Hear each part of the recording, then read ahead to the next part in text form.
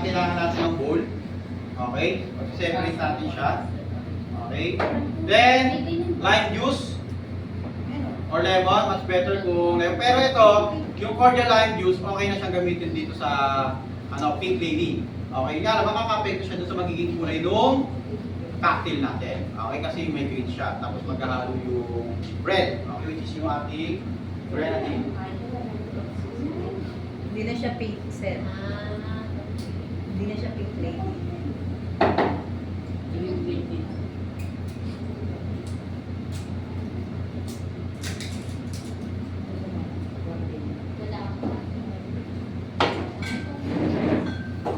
Gusto natin ito sila.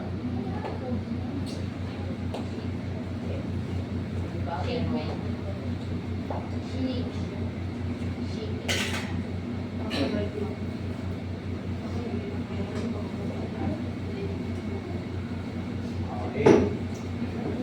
Then garnish of cherry. Okay. So let's proceed. So unahin muna natin mag-separate nung egg. Separate muna kayo ng egg. Kung meron kayong egg separator, okay, mas madali. Tapos yung white ayaw na hindi nilalagay lang.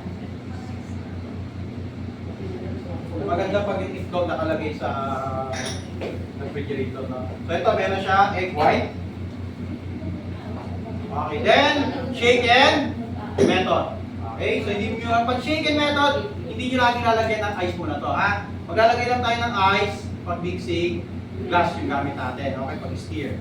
Okay, so lalagay natin yung base ingredients natin. Okay, which is yung gin. Okay, 1 sugar. Okay, then egg white. More on protein pa, mayaman sa protein na. Diba? Ating pink lady. Okay, then lime juice. Okay, then dash of grenadine. Pag nasobrahan kayo ng grenadine, nagiging pula siya. Okay, magiging red siya.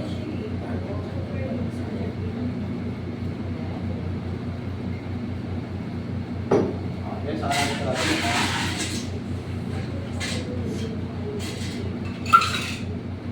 Dark green.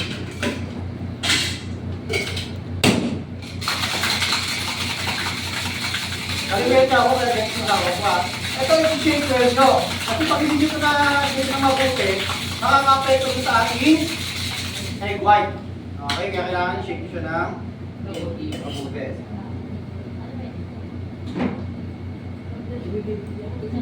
At pag kulang pa sa pagka-pinkish niya, tagal nila.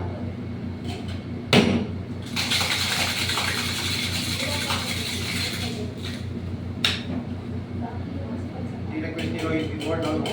Pwede na paint. Saan pwede kong paint? Okay, so gagamit tayo dito ng hot water strainer sa cocktail strainer. So dito pa nag-ano kayo, strain kayo, wag mataas, mababa muna. Tapos konti-konti tumataas. Habang tumataas din po yung cocktail.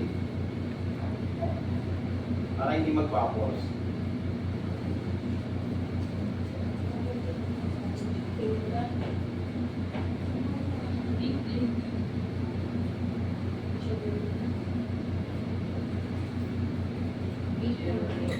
So yung po siya bebe-peng.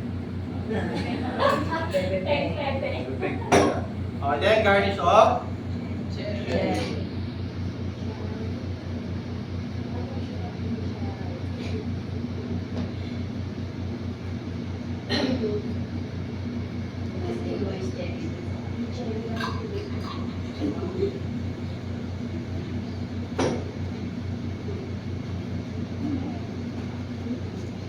So ito po yung ating peng lady.